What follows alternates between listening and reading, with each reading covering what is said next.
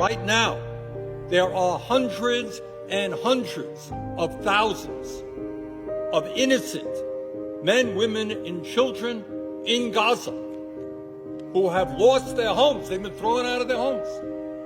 They have no food, they have no water, they have no fuel. And I remind my colleagues that half of those people are children. Half of the people in Gaza are children. So yes, we are united in doing everything we can to destroy Hamas and their terrorism. But I implore you, do not take Hamas's inhumanity and brutality and terrorism against children who are 3 or 5 years old. I ask you to think for a moment. Think about it. I have a state, represents the state of Vermont, 630,000 people. 1 million people, most of them are poor. They got nothing to begin with. Before this whole business, Gaza was one of the most desperately poor places in the world. Youth unemployment, 75%. Many of their people depended on the UN for basic survival. So what I'm asking people to take a look at is to understand what our country is about. And what our country must not be involved in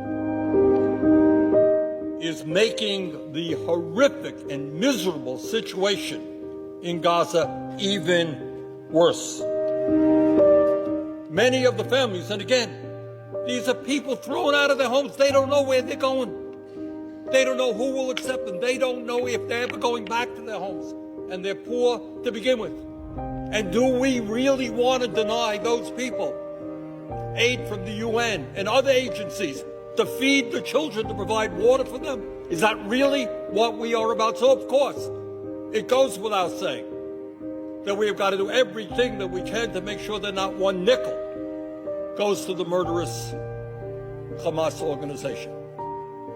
But at the same time, we have got to stand with the innocent women and children in Palestine who are suffering today and are facing an almost unprecedented modern humanitarian disaster. There are people now facing hunger. They are facing incredible desperation, and we cannot turn our backs on them.